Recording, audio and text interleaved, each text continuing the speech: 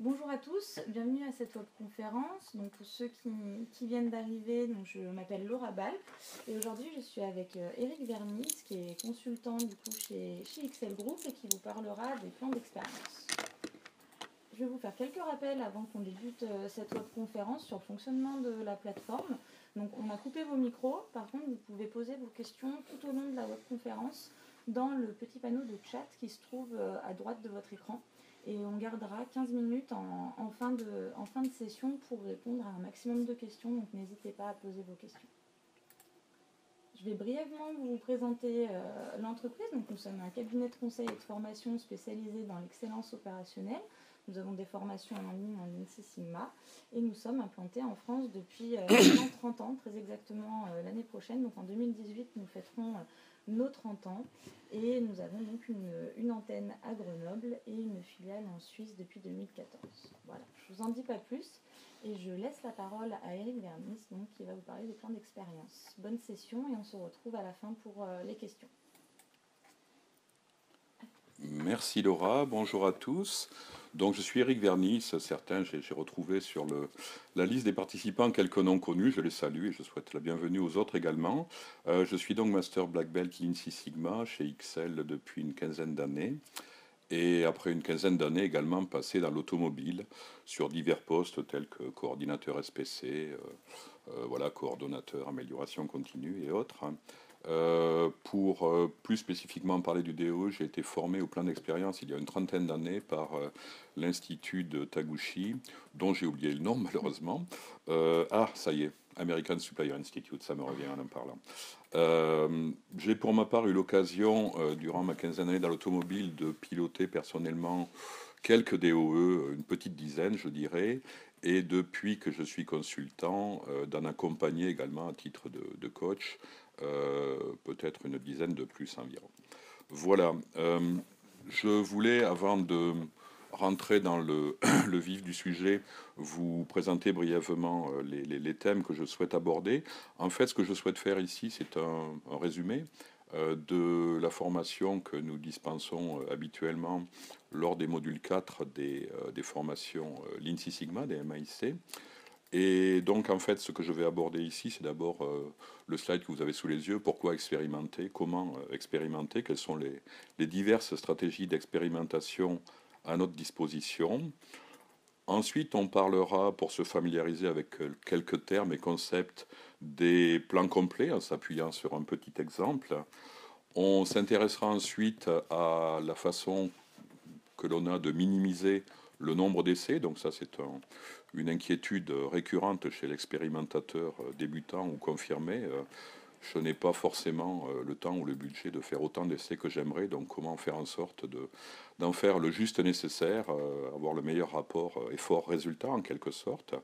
De la même façon, parfois il arrive qu'on ne puisse pas réaliser autant de mesures que l'on souhaiterait par essai. Et donc là aussi, il existe des techniques, on parlera de pooling notamment, qui permettent d'essayer de limiter le nombre de mesures par essai. Euh, Ensuite, on s'intéressera on essaiera de répondre aux inquiétudes que l'on peut avoir vis-à-vis de la non-linéarité de la réponse. Je pense que parmi vous, bon nombre de techniciens, ingénieurs ou scientifiques participent à cette conférence. Et puis, étant moi-même de formation ingénieur, c'est vrai que c'est une obsession que j'avais au début en me disant, mais bon Dieu de bois, comment va-t-on faire pour identifier les phénomènes, les réponses non linéaires? Comment cela est-il pris en compte dans cette approche-là, qui paraissait un petit peu minimaliste, donc on en parlera.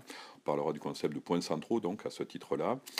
On s'intéressera également à une autre thématique qui consiste à la prise en compte des facteurs dont on pense qu'on ne sera pas capable de les maîtriser, les facteurs bruit, les facteurs non contrôlables, les facteurs subis, au travers du concept de bloc, en fait.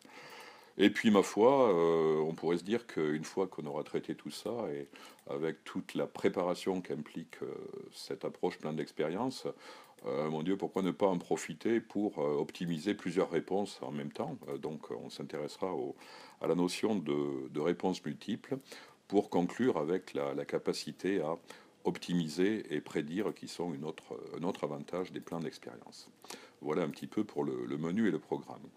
Alors, du coup, pourquoi Expérimenter, ben, parce que souvent on est amené, on est plus ou moins obligé, ou on a envie de faire mieux, de faire meilleur, de faire plus vite, de faire moins cher, mieux, plus vite qu'aujourd'hui, moins cher, mieux, plus vite que nos concurrents.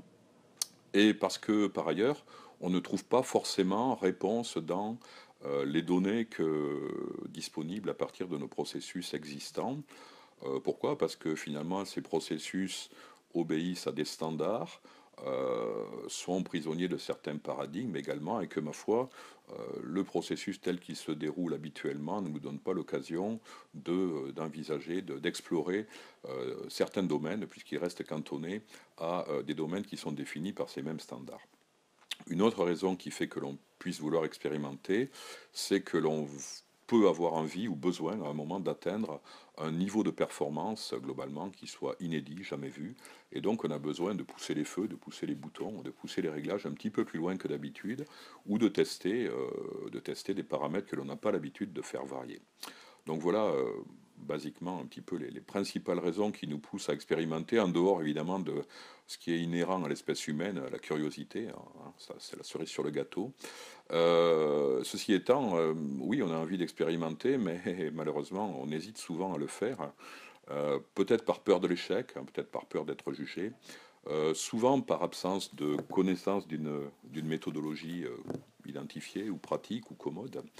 Et peut-être aussi parfois parce que on peut avoir le sentiment que beaucoup de facteurs influent et que du coup trop de tests seraient nécessaires. Bref, on ne voit pas très bien comment on pourrait se sortir de tout ça. Alors, une fois qu'on a franchi le pas et qu'on se dit, bon, il va peut-être falloir quand même que j'essaye de faire quelque chose, quelles sont les approches qui sont à notre disposition? Alors évidemment, basiquement, il y a le tâtonnement, hein, ce que vous voyez ici dénommé sous le terme d'essai et erreur. Effectivement, donc on essaye, ça marche, tiens, on continue un petit peu, ah, on est allé trop loin, donc on fait demi-tour, on va prendre une autre voie. Alors bon, c'est une façon de faire, hein, on a beaucoup de progrès de l'humanité ont été faits de cette façon-là, il faut pas en disconvenir. Ceci étant, en termes d'efficience, c'est peut-être pas l'optimum.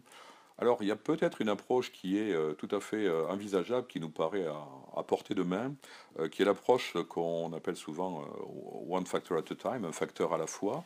On se dit, ben, ma foi, j'ai beaucoup de choses à tester, mais je vais peut-être commencer par figer la plupart des facteurs, des paramètres, et puis je vais tourner le bouton sur l'un des facteurs à ma disposition, celui qui me paraît peut-être le plus accessible ou le plus important, et puis je vais voir comment la réponse varie face à ce facteur. Et une fois, ma foi, que j'aurai trouvé le meilleur niveau possible pour ce facteur-là, eh bien désormais, je vais le figer à cette valeur-là, à ce niveau-là, et puis je vais passer au test du deuxième facteur, et etc. On avance comme ça, facteur par facteur. Alors, cette approche a deux inconvénients fondamentaux. C'est que, alors l'avantage évidemment, c'est qu'elle est intellectuellement relativement facile et accessible. Les inconvénients sont les suivants, c'est que si on a beaucoup de facteurs à tester, ma foi, c'est une approche qui se présente comme une approche en série. Et donc, plus j'aurai de facteurs à tester, et plus les périodes d'expérimentation vont s'ajouter les unes aux autres et faire en sorte que on va aboutir à des durées d'expérimentation qui seront d'autant plus importantes qu'on aura plus de facteurs à tester. L'autre inconvénient que l'on n'aperçoit peut-être pas tout de suite, c'est que ma foi, une fois que j'ai fixé le premier facteur à son niveau supposé, réputé, optimal, eh bien, ma foi, je n'aurai plus jamais l'occasion de le tester à d'autres niveaux. Or, il peut se faire que, quelque part, une combinaison d'un autre facteur avec celui-ci à un autre niveau puisse donner un résultat meilleur. C'est ce qu'on appelle une interaction, on en reparlera un petit peu plus loin. Ceci étant, dans cette approche, un facteur à la fois, on est tout à fait, par essence, par construction, incapable de quantifier, de juger les interactions. Donc c'est un gros reproche qu'on peut faire à cette approche. Comment sortir de là? Eh bien, simplement en franchissant le pas et en s'intéressant à l'approche plan d'expérience qui va nous permettre effectivement de tester un nombre plus ou moins important de facteurs que l'on va joyeusement faire varier tous ensemble. Pas n'importe comment, toutefois, on aura des matrices d'essais qui sont à disposition, qui nous seront proposées. Et malgré tout, donc, on va essayer, au travers de cette approche, de prendre le risque de toucher un petit peu à tous les boutons à la fois, pour avoir malgré tout le résultat le plus intéressant. Donc c'est le meilleur rapport effort-résultat que l'on puisse envisager. Alors ces plans d'expérience, il en existe de nombreuses sortes. On pourrait les classifier en trois grandes catégories, vous voyez, qui se présentent de façon, je dirais, successive, consécutive, dans le désir de connaissance qu'on peut avoir d'un procédé. En amont, même si ça n'apparaît pas sur ce slide, il y aura évidemment quelques préalables indispensables qui seront la recherche, hein, la recherche tout simplement des facteurs influents, qui peut se faire classiquement autour d'une approche de brainstorming ou en s'appuyant sur une AMDEC processus, par exemple, suivie d'une étape de priorisation. Donc voilà d'où pourraient sortir nos facteurs influents.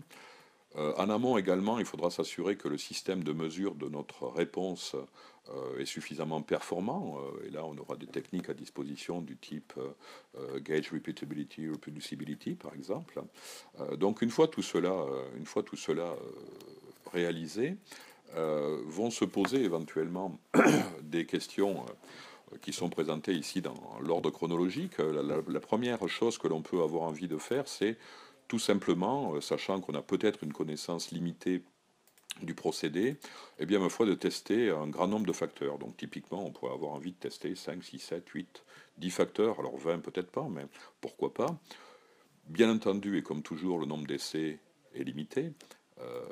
Et donc, à ce moment-là, on va s'intéresser, il y a un certain nombre de plans à disposition, tels que les plans de plaquettes Burman, les plans de Taguchi ou les plans fractionnaires qui vont nous permettre de tester un relativement grand nombre de facteurs en un nombre limité d'essais. Le but ici étant simplement de faire le tri entre ceux qui sont vraiment importants et ceux qui peuvent paraître éventuellement moins importants. Donc c'est cette étape qu'on appelle ici l'étape de tamisage, hein, qui apparaît ici finalement là, tamisage, criblage. Ensuite, une fois qu'on a écarté les facteurs les moins influents, oui, pardon, on se retrouve avec une petite poignée de facteurs, typiquement 2, 3, 4, 5.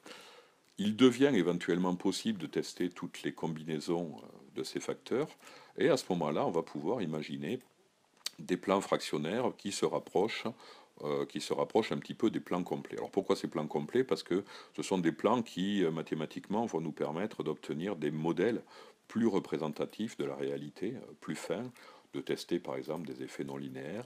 Et donc l'idée ici, c'est de ressortir avec une équation, un modèle dont on va pouvoir se servir pour optimiser notre réponse. Et en une dernière approche possible, si on veut aller au bout du bout, mais là on est dans une situation où ne subsiste plus qu'une toute petite poignée de facteurs, 2, 3 en général, et l'idée ici c'est d'essayer de tourner autour, entre guillemets, du réglage optimal pour voir si, dès que je m'écarte de ce réglage optimal, dans quelle mesure la réponse va varier de façon importante ou pas. Donc là, il s'agit de tester la robustesse, en quelque sorte, de la solution optimale et de voir si on arrive à déterminer des intervalles de tolérance, par exemple, pour les facteurs que l'on a optimisés. Et là, on aura des plans à disposition qui sont des plans à plusieurs niveaux, hein, 3 niveaux, 4 niveaux, des plans de Taguchi avec rapport signal-bruit, par exemple. Bref, en résumé, un grand nombre de techniques diverses et variées au service de tous nos besoins. Bon, attention, il est rare en fait que lors d'un développement, on s'astreigne ou on prenne le temps de franchir soigneusement chacune des étapes. Parfois, ma foi, on s'arrête avant la fin, ou parfois on a déjà pas mal d'informations au début et on peut intervenir, on peut démarrer à telle ou telle étape et s'arrêter à telle ou telle autre. Bien. Pour se familiariser un petit peu avec le vocabulaire et les concepts, on va parler de plan factoriel complet. Alors, qu'est-ce que c'est qu'un plan factoriel complet? Eh bien, c'est un plan dans lequel on va avoir envie de tester un nombre de facteurs, un certain nombre de facteurs, chacun à un certain nombre de niveaux. Alors, qu'est-ce qu'on entend par niveau d'un facteur? Eh bien, c'est simplement des valeurs type que l'on va assigner à ce facteur et que l'on va tester, et dont on va essayer de mesurer l'effet. Typiquement, si vous voulez tester, et c'est ce qu'on verra juste après, une situation dans laquelle on voudrait évaluer deux facteurs chacun à deux niveaux par exemple, eh bien ça va nous coûter 2 fois 2, c'est-à-dire 4 essais, tout simplement. Euh, J'en profite au passage pour mentionner le fait qu'il est vivement conseillé de se limiter à deux niveaux, à deux valeurs différentes par facteur. Supposez dans l'exemple que je viens de vous donner que l'on ait envie de tester 3 niveaux par facteur par exemple, eh bien ça veut dire que pour tester toutes les combinaisons possibles de ces deux facteurs, chacun à 3 niveaux, on devra faire non plus 4 mais 3 fois 3, c'est-à-dire 9 expériences.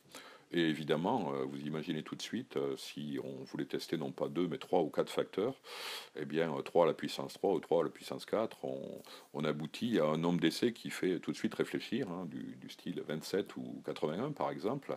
Donc la recommandation de prime abord est de se cantonner à un nombre de niveaux aussi faible que possible, en l'occurrence 2 niveaux. Alors c'est ce qu'on va voir dans l'exemple qui suit.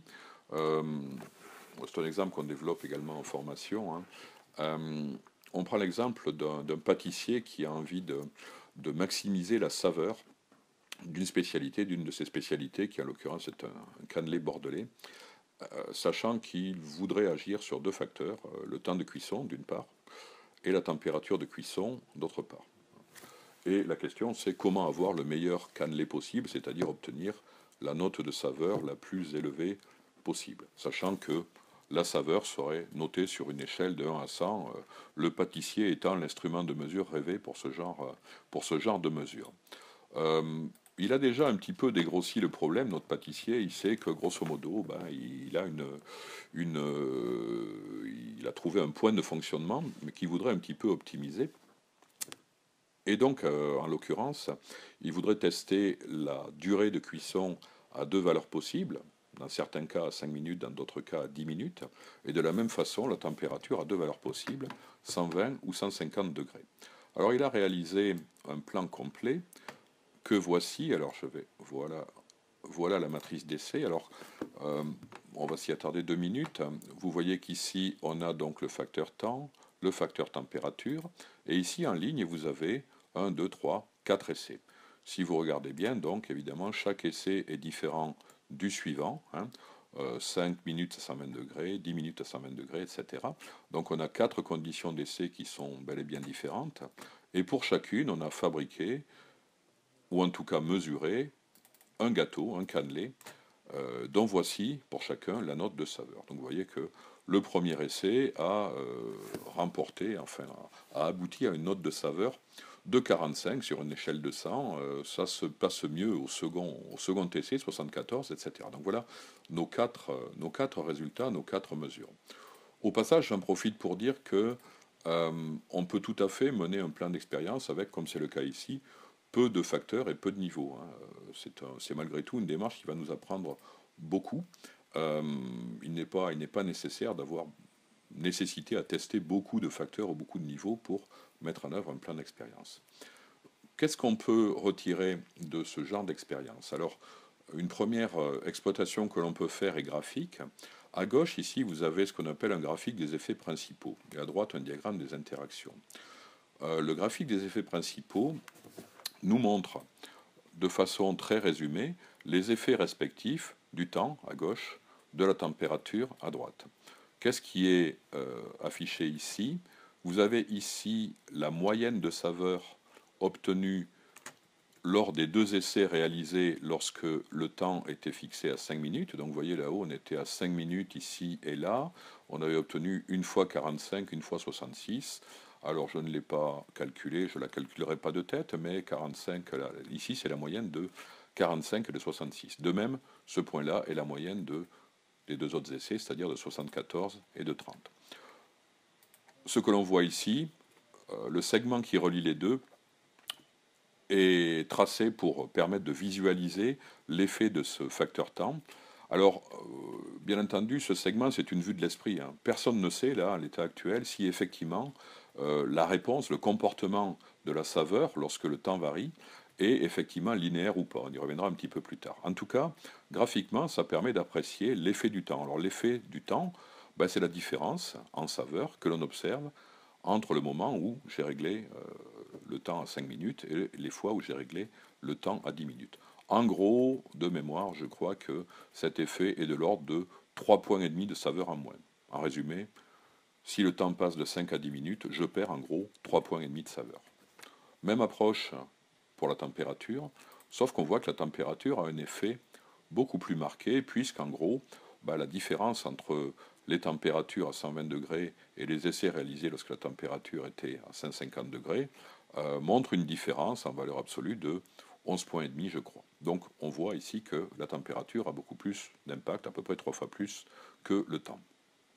En parallèle, une autre exploitation qui est intéressante, et ici elle est particulièrement intéressante, c'est de regarder si les deux facteurs en question ont une interaction ou pas. Donc en fait ici on retrouve les 4 points, nos 4 points expérimentaux, les 45, 74 et autres. Et ce que l'on essaie de représenter ici, on essaie de se dire, voyons, si je fixe ma température à 120 degrés, c'est le segment bleu, quel est l'effet du temps? Quand je passe de 5 à 10 minutes, comment progresse la saveur? Et je vois que dans ce cas-là, la saveur a tendance à augmenter. Alors que si je fixe ma température à 150 degrés, eh bien, lorsque le temps passe de 5 à 10 minutes, j'ai tendance, au contraire, à perdre beaucoup de saveur. Donc on voit que l'effet du facteur temps dépend de la valeur à laquelle on a réglé par ailleurs la température. Et donc ça, c'est ce que par définition on appelle une interaction, et graphiquement, elle se manifeste par le fait que tout simplement les segments bleus et rouges ici ne sont pas du tout parallèles. Plus on s'écarte du parallélisme, et plus ça démontre une interaction. Alors, cette interaction ne peut évidemment être visualisée que si on a effectivement mesuré toutes les combinaisons possibles, 4 ici, de temps et de température. D'autres exploitations que l'on peut faire de cette situation, en termes de graphique, c'est afficher le diagramme de Pareto qui nous permet d'établir le hit parade, si j'ose dire, des effets les plus importants.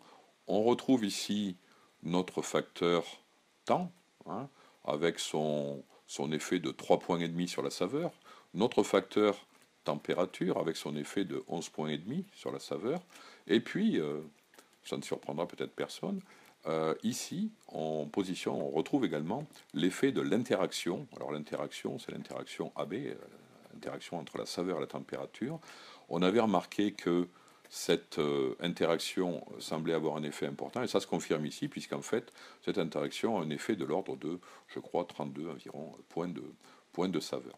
Donc, ce qui prédomine dans cette situation-là, ce n'est pas tellement l'effet isolé de tel ou tel facteur, mais bien de leur interaction. Tiens, j'ai plus de visuel. Ok. Voilà, mon image est revenue, excusez-moi. Une autre exploitation graphique que l'on peut faire de la situation. Alors, mon pointeur ne veut plus m'obéir, excusez-moi. Alors, à droite, on a un graphique qu'on appelle graphique de contour, qui essaie de présenter, alors ça ressemble un petit peu à une carte IGN, si vous voulez, des courbes de niveau. On retrouve sur un axe la température et sur l'autre la durée. Et puis on essaie, à partir du modèle, de représenter graphiquement, par le biais de couleurs, les zones de l'espace dans lesquelles on va obtenir les scores de saveur les plus élevés ou les plus faibles. Alors vous voyez ici, par exemple, que les zones les plus sombres correspondent aux notes de saveur les plus élevées, donc on les trouve sur les zones supérieures gauche et inférieure droite du graphique. Bien, donc ce graphique est intéressant parce qu'il essaie de représenter en 2D l'effet de nos divers facteurs. Donc voilà le genre d'exploitation graphique qu'on peut faire à partir d'un plan d'expérience et qui n'est pas forcément facile à faire à partir de mesures réalisées sur le processus existant. Ok. Donc, outre les graphiques qu'on vient de voir ensemble, cette analyse nous permet également d'établir un modèle, c'est-à-dire une équation qui va relier la saveur, d'une part, qui est la réponse, aux facteurs temps, température et à leur interaction. Donc c'est ce que vous voyez représenté sur le slide devant vos yeux. évidemment, le modèle va nous permettre de faire pas mal de choses. Il va nous permettre d'établir des prévisions, des prédictions, c'est-à-dire clairement, si je règle la température à telle valeur et la saveur à telle valeur, eh bien, ma foi, quel niveau de saveur est-ce que je peux attendre? Et inversement, si je vise un certain niveau de saveur, ben, ma foi, d'essayer de déterminer quels sont les niveaux de température et de durée qu'il faudra appliquer pour atteindre ce niveau-là de saveur. Voilà, donc ça nous a permis de nous familiariser un petit peu avec le vocabulaire, hein, finalement, et avec notamment les notions d'interaction, avec les graphiques qu'on peut tirer de ces plans d'expérience, et également avec le modèle. Alors, les plans, excusez-moi, les plans complets sont intéressants effectivement pour établir un modèle mathématique complet, c'est-à-dire incluant les interactions, mais leur problème c'est ils coûtent pas mal d'essais. Si par exemple vous voulez tester ne serait-ce que 5 facteurs et ne serait-ce qu'à 2 niveaux, eh bien ça va vous coûter 2 à la puissance 5, c'est-à-dire a priori 32 essais. 32 essais, ça fait quand même réfléchir pas mal de monde dans l'industrie. 32 essais, c'est quand même assez énorme, notamment. Donc on se dit, est-ce qu'il n'y aurait pas moyen de faire un petit peu moins d'essais? Donc c'est l'objet notamment des plans factoriels fractionnaires dont on va parler maintenant. Ce qui est représenté ici, le cube que vous voyez ici, il représente, alors voilà par ici, vous avez les facteurs, vous avez ici un exemple qui est donné sur 3 facteurs, A, B, C, et si l'on testait tous les niveaux de ces 3 facteurs, eh bien on en serait à 2 puissance 3, c'est-à-dire 8 essais. L'idée, c'est... Non, je n'ai pas de... L'idée, c'est de ne tester qu'une partie de ces 8 combinaisons. Et vous voyez qu'ici, les combinaisons que l'on se propose de tester ne représentent que la moitié de la totalité des combinaisons possibles. Donc on dit qu'on a affaire à un plan fraction 1,5. 1,5, c'est-à-dire qu'on ne va réaliser que la moitié des essais qu'aurait nécessité un plan complet. L'exemple qui est donné sur le tableau de droite, par exemple, illustre une situation où on aurait 5 facteurs à tester à 2 niveaux. Le plan factoriel complet nous coûterait donc 32 essais, comme je le signalais tout à l'heure. Si on n'en fait que la moitié, ça ne nous coûtera que 16 essais. Et on peut éventuellement se permettre de n'en faire encore que la moitié, c'est-à-dire au final le quart, c'est-à-dire 8 essais. Évidemment, c'est séduisant parce qu'on se dit, tiens, on va quand même pouvoir arriver à des niveaux de nombre d'essais qui deviennent réalisables, qui deviennent faisables. Simplement, plus on réduit le nombre d'essais et plus on prend de risques. Alors, c'est ce qui est illustré sur le tableau qui vous est proposé ici. Vous avez en colonne le nombre de facteurs que vous auriez envie de tester, en ligne le nombre d'essais que ça pourrait vous coûter. Vous voyez par exemple que pour tester nos 5 facteurs à 2 niveaux, le plan complet ici nous coûterait effectivement 32 essais et on retrouve les plans moitié, demi-fraction donc et quart de fraction ici. Et on voit apparaître quelque chose qui va nous aider à choisir les plans optimum. Ce que l'on voit apparaître là, c'est un code couleur. Ce code couleur nous dit la chose suivante, il nous dit, écoutez, tant que vous restez dans les plans, on va dire, vert ou jaune à l'écran, ça devrait aller. Ça devrait aller parce qu'on n'a pas créé trop de niveaux de confusion. Par contre, si vous le pouvez, évitez les plans rouges, ce sont des plans dits de résolution 3, parce que le risque que l'on court si l'on met en œuvre ce genre de plan est de ne pas pouvoir clairement conclure au fait que ce soit tel facteur qui influe ou telle interaction de 2 autres facteurs. Donc évitez les plans rouges, c'est la recommandation qu'on peut faire.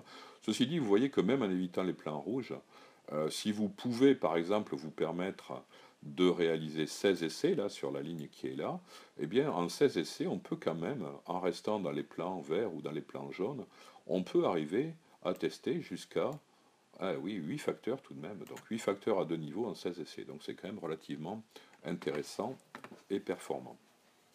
Donc voilà pour ce qui est de répondre à l'inquiétude qui serait de dire je peux pas me payer trop d'essais. Donc vous avez les plans fractionnaires à votre disposition. Une autre problématique que l'on rencontre assez fréquemment, c'est le fait que la mesure, la fabrication ou la mesure des pièces peut être, dans certains cas, extrêmement coûteuse. Et donc, clairement, on a envie de réaliser aussi peu de pièces par essai que possible. Voici un exemple pour illustrer cette situation. C'est une situation dans laquelle on a voulu tester 7 facteurs qu'on suppose influents sur une réponse qui est la durée de vie, la durée de vie d'une pièce mécanique. Simplement, il se trouve que on a affaire à des pièces coûteuses, des pièces aéronautiques, d'une part, d'autre part que les essais sont destructifs et donc que les mesures, réaliser trop de mesures serait franchement malvenu. Un plan complet, par ailleurs, nous coûterait 2 puissance 7, c'est-à-dire 128 combinaisons, donc hors de question. On a un budget, admettons, pour une trentaine d'essais au total. Et la recommandation qu'on peut faire également, c'est que ne dépensez pas tout votre temps et tout votre budget lors de la première phase. Vous aurez peut-être des essais complémentaires à faire par la suite, donc gardez un petit peu de temps et de budget de côté pour la suite. Ici, en l'occurrence, on va essayer de se limiter à une quinzaine d'essais, en fait à 16 essais, je crois, si je me souviens bien, à 16 essais que voici. Donc voici les 16 essais. Et voici en face, de l'autre côté, après avoir réalisé l'essai évidemment et mesuré, voilà les résultats auxquels on est parvenu. Alors je voudrais juste vous faire remarquer quelque chose dans cette matrice-là, c'est que ces plans fractionnaires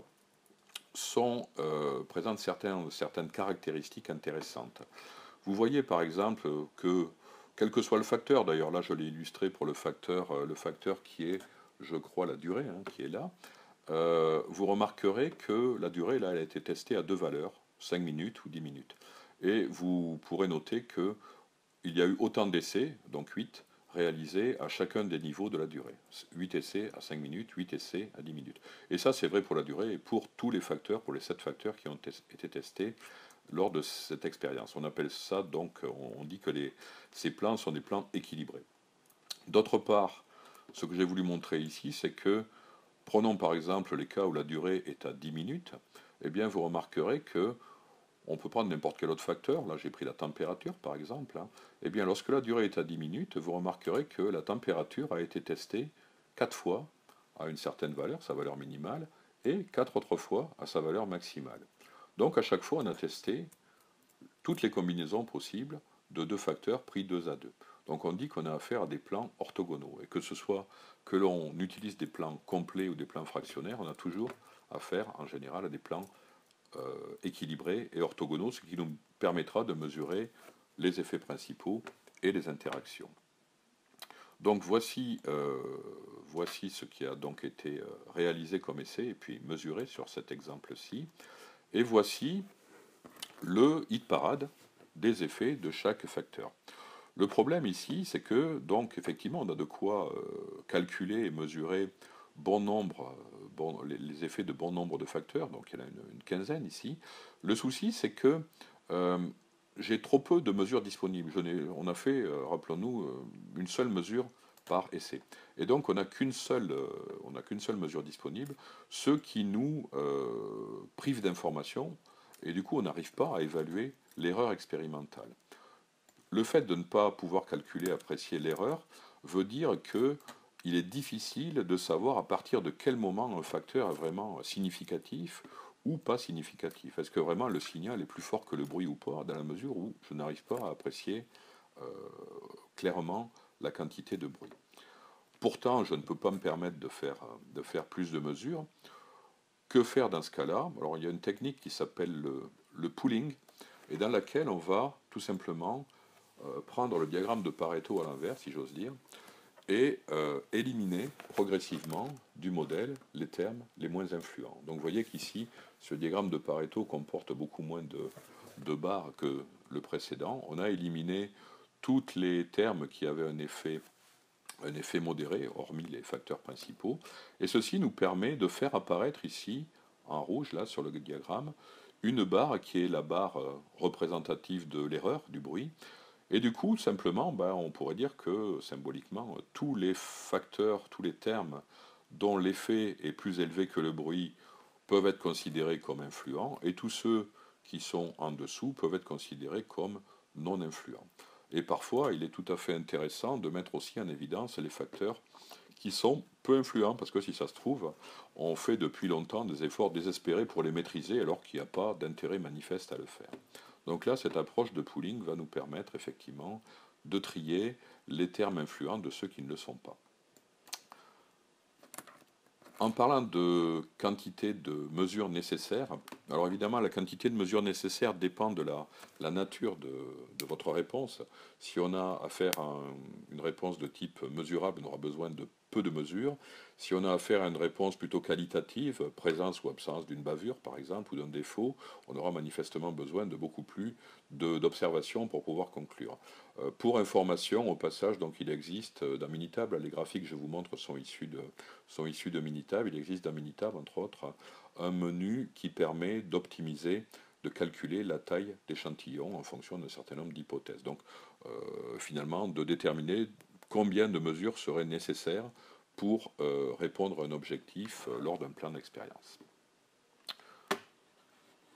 Alors, voilà, je vais passer à la suivante.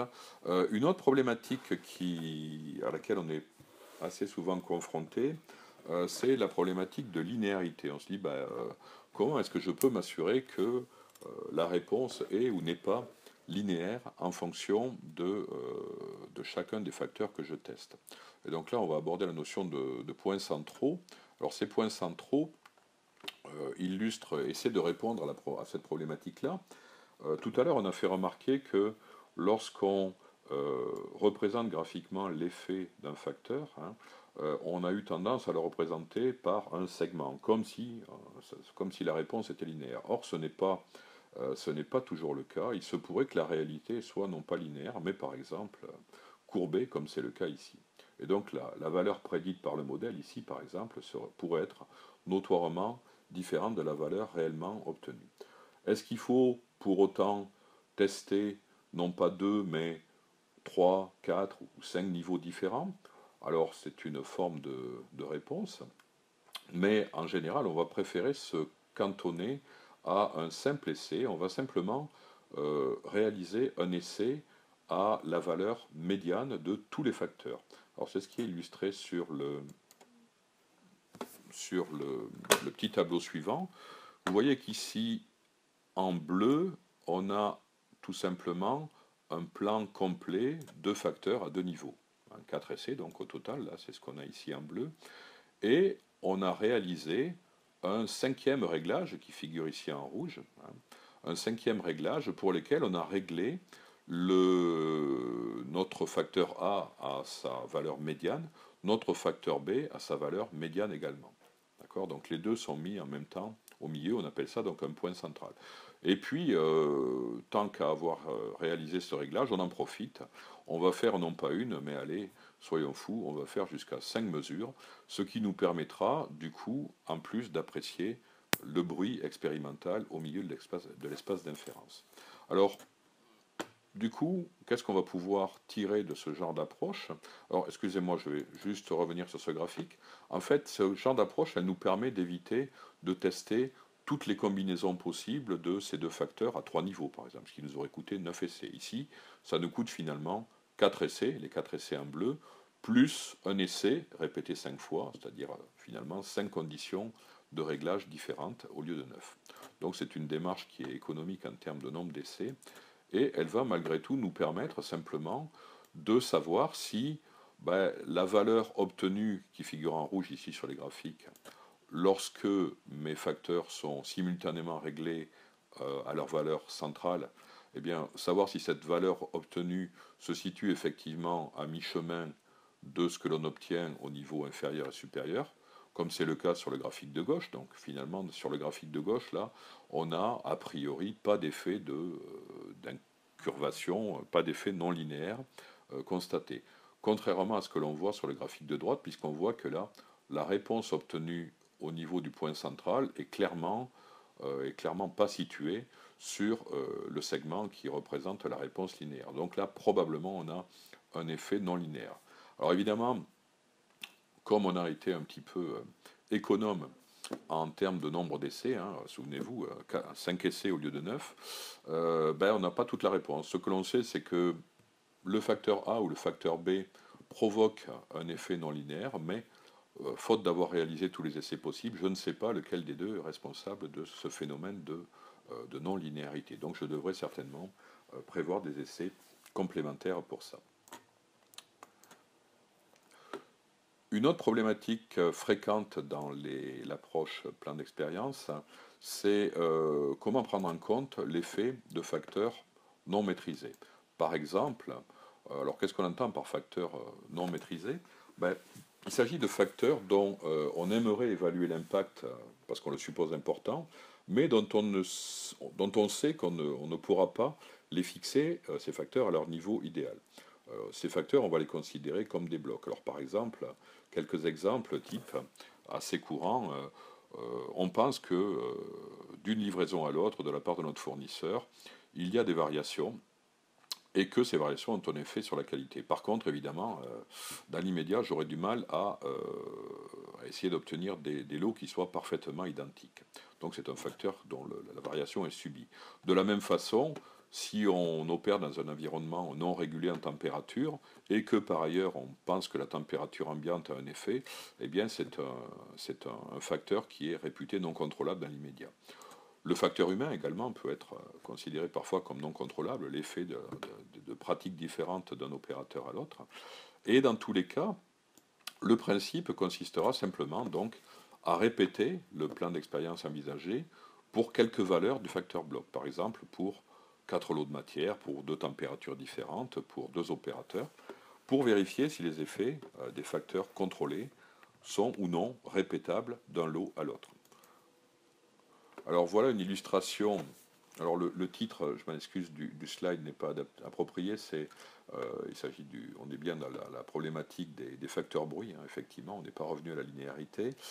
Donc voilà l'illustration de l'effet que pourrait avoir un facteur non contrôlable sur une réponse. Donc à gauche, là, sur l'échelle ici, vous avez la variable de réponse, qui en l'occurrence est une dimension. Dans le panneau de gauche, vous avez l'illustration de ce qui se passe lorsque j'ai utilisé un certain lot de farine, hein, et sur le panneau de droite, l'illustration de ce qui se passe en utilisant un autre lot de farine. Et comme vous le voyez, le fait d'avoir changé de lot de farine a un effet important, non seulement sur la moyenne de la dimension, ce qui est illustré par le segment vert ici, mais en plus sur le fait que l'effet de certains facteurs change d'un lot de farine à l'autre. Donc là, manifestement, on voit un effet de ce facteur lot sur la réponse. Et ça nous invite à réfléchir à la façon de mieux maîtriser ces facteurs à l'avenir. Donc voilà, je n'avais pas encore montré d'analyse, donc Minitab nous permet aussi d'obtenir des analyses statistiques, évidemment, non seulement un modèle des équations, mais une analyse statistique. Et en l'occurrence, ici, on voit ce qu'on appelle une valeur de P, qui est très faible et qui montre que le fait de changer de farine a un effet important statistiquement sur la réponse. Dernière problématique dont on va parler, c'est celle des réponses multiples. On pourrait se dire que quelque part, ce serait dommage de ne pas tirer tout le bénéfice de cette approche-là. Et tant qu'à faire, au lieu d'essayer d'optimiser seulement une réponse, pourquoi pas en profiter de cette série d'essais pour essayer d'optimiser 2 ou plus d'ailleurs réponses. Alors c'est le cas de cet exemple-là, où on a affaire à une machine à laver, une machine à laver industrielle, et où on a envie de tester 3 facteurs, là, la durée, la température, le type de solvant, sachant qu'on aimerait optimiser 2 réponses. D'une part, on aimerait rendre le lavage efficace, et là on cible une valeur idéale à 90% d'efficacité, et puis évidemment on aimerait minimiser le coût du cycle. Donc là on a 2 réponses, efficacité et coût, qu'on va essayer d'optimiser à travers une seule et même série d'expériences. Alors voilà on a ici des graphiques des effets principaux des interactions.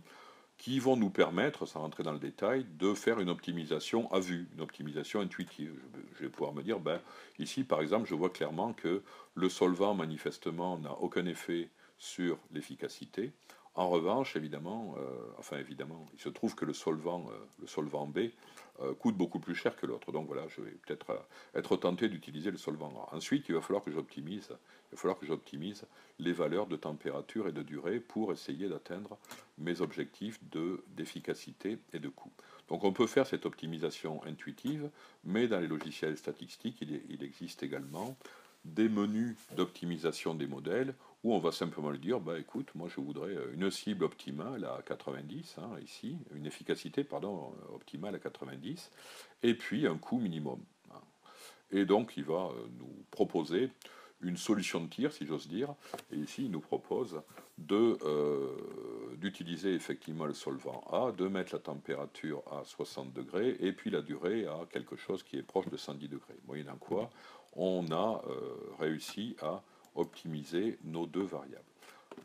En parallèle de ce graphique, il nous est proposé quelques chiffres, quelques données, et on voit notamment qu'on peut prédire ici les intervalles dans lesquels on peut attendre les réponses pour chacune des variables qui nous intéressent. Autrement dit, ici, si je me règle à 110 minutes, à 60 degrés avec le solvant A, eh bien je m'attends à ce que le coût soit compris entre 41 et quelques et 44 et quelques, et puis l'efficacité soit comprise entre 87 et 92. Donc ça, c'est les intervalles de prédiction à 95%. Ne reste plus qu'à se régler à ces valeurs-là, mesurer le résultat et s'assurer qu'on tombe bien dans cet intervalle-là. Voilà, donc si l'on récapitule, alors cette approche de plan d'expérience va nous permettre notamment d'évaluer l'effet simple ou combiné de plusieurs facteurs, on a parlé d'interaction, l'impact éventuel de phénomènes non linéaires, l'impact éventuel est également de facteurs qui seraient non contrôlables, évaluer l'erreur expérimentale, et ceci même si on a relativement peu de mesures disponibles, et tout ça finalement en réalisant le nombre minimal d'essais. Donc voici ce qui constitue l'essentiel de notre formation plan d'expérience. Bien entendu, il nous arrive assez régulièrement de nous adapter aux besoins des entreprises et donc d'intervenir directement lors de formations intra-entreprises, auquel cas on peut également développer d'autres thématiques adaptées à votre métier ou à vos préoccupations, les plans de mélange par exemple, les plans de Taguchi d'autre part. Voilà. Donc je crois qu'il est temps de vous laisser la parole pour les questions. Je vous remercie de votre attention. Je vais essayer de répondre à vos questions. Alors, est-ce qu'il faut prévoir beaucoup de mesures pour chaque essai ? En fait, alors comme je le disais, ça dépend de la nature de votre réponse. Si vous avez une réponse de type qualitative, par exemple, à chaque fois que je regarde une pièce, je dis, bah, mon critère de jugement, c'est dire la pièce est conforme ou pas conforme, typiquement, il y a un défaut ou il n'y a pas de défaut, il y a une bavure ou il n'y a pas de bavure, par exemple. Alors oui, probablement, il faudra s'attendre à faire pas mal de mesures par essai, typiquement, certainement plusieurs dizaines d'observations par essai. En revanche, si la variable de réponse est, elle, mesurable, cette fois, continue, mesurable, comme vous avez pu le voir au travers des quelques exemples montrés rapidement ici, en général, il y a besoin de relativement peu de mesures par essai. Bien souvent, une, deux, trois mesures peuvent suffire. Donc relativement peu de mesures, et comme je le disais, je rappelle effectivement, il y a des menus dans les logiciels statistiques, Minitab entre autres, qui permettent d'optimiser ce nombre de réponses. Merci Eric. J'ai une autre question. Quelle différence y a-t-il entre interaction et corrélation ? Alors, une interaction, ça consiste à dire que l'effet d'un facteur dépend du niveau, de la valeur à laquelle a été réglé l'autre facteur. C'était le cas, souvenez-vous, dans l'exemple du cannelé. Suivant qu'on était à une température de 120 ou de 150 degrés, eh bien, quand on passe de 5 à 10 minutes, on voit l'effet sur la saveur changer notoirement. Donc en fait, on a deux facteurs, là, ça c'est l'interaction, deux facteurs qui ont un effet conjoint sur un troisième élément qui est la réponse.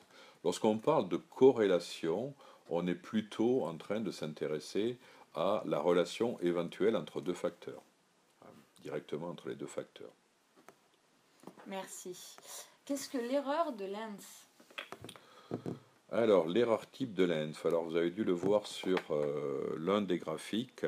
En fait, l'erreur de Lenz, ça consiste à essayer d'évaluer le bruit expérimental alors même qu'on n'a pas suffisamment de mesures ou d'essais pour le faire.